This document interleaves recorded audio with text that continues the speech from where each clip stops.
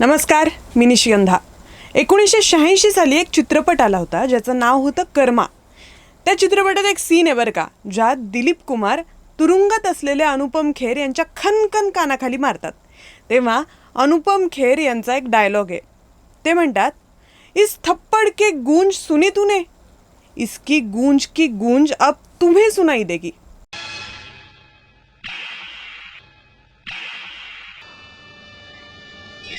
गूंज की गूंज तुम्हें सुनाई देगी. आता तुम्ही म्हणाल, मला अचानक हा चित्रपट आणि त्यातला हा डायलॉग का बरं आठवला?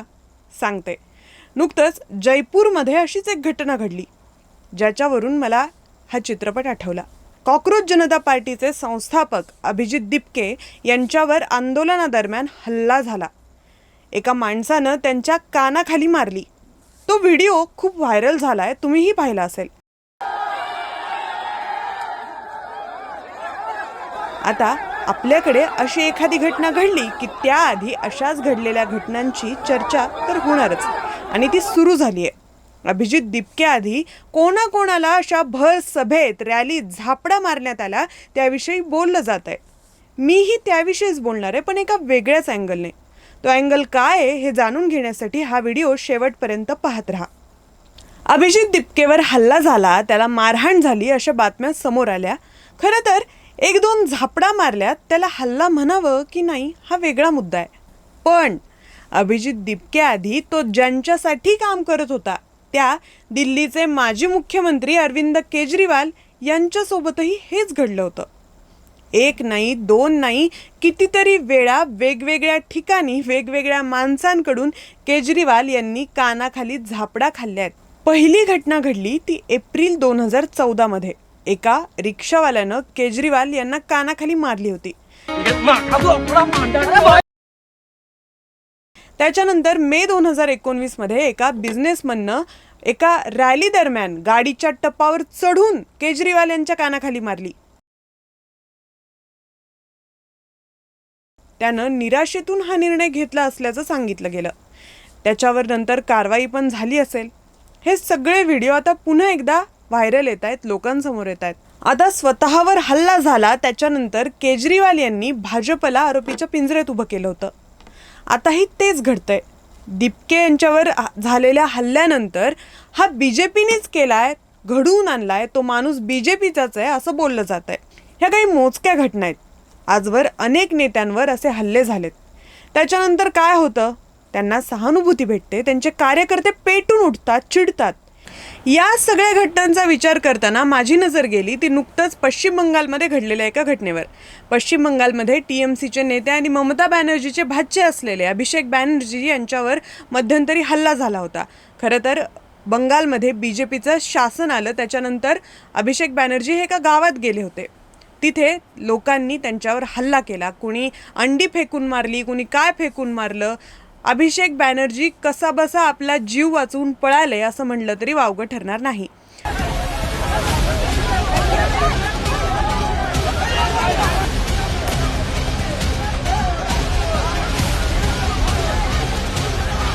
अभिषेक यांच्यावर झालेल्या हल्ल्यानंतर त्यांनी BJPला जबाबदार धरलं, BJPवर आरोप करायला सुरुवात केली.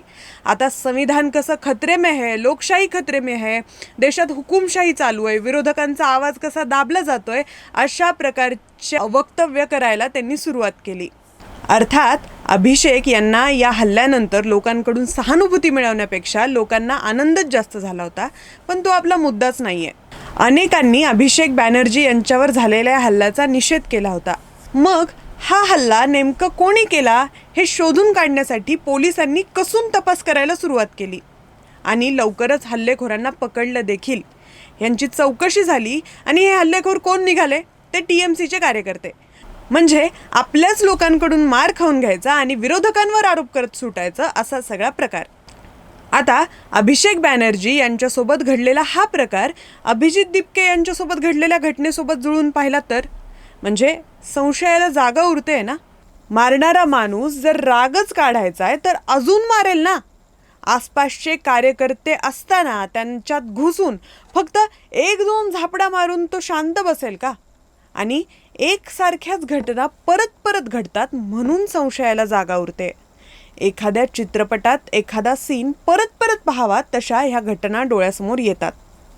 आपल्याच माणसांना आपल्याला मारायला लावायचं आणि विरोधकांनी आपल्याला मारलं म्हणून आरोप करायचे, निशाणा साधायचा, लोकांची सहानुभूती मिळवायची, असा हा प्रकार नसेल कशावरून?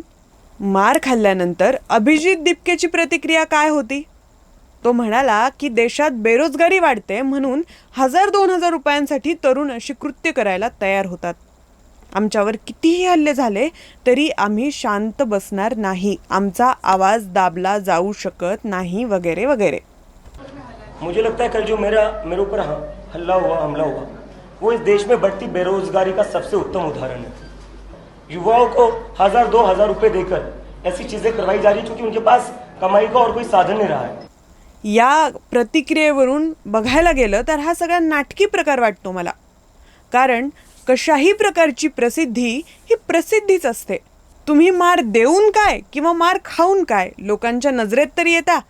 अभिजित दिपके यांनी भारतात येण्याआधी मला एअरपोर्टवर अटक होईल, माझ्या जीवाला धोका आहे, माझ्या कुटुंबियांना धोका आहे, पोलीस प्रोटेक्शन द्या, अशी सगळी वातावरण निर्मिती केली होती.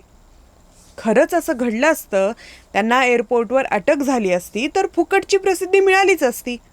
पण घडलं असं काहीच नाही. मग जंतर मंतरवर आंदोलन झालं तेही फार गाजलं नाही.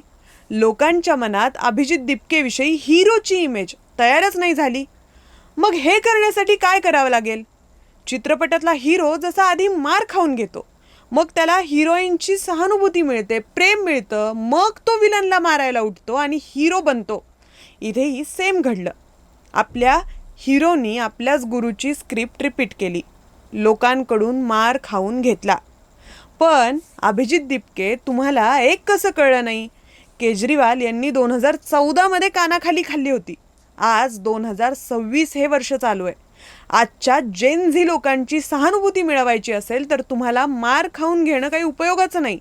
त्याच्यासाठी खरंच त्यांच्या हक्कासाठी तुम्हाला लढावं लागेल, घाम गाळावा लागेल. तरच तुम्ही त्यांच्या मनातले हिरो व्हाल. उगाच मार खाऊन घेतला तर तुमचाच गाल लाल होईल, त्याचा कुणाला काहीही फरक पडणार नाही.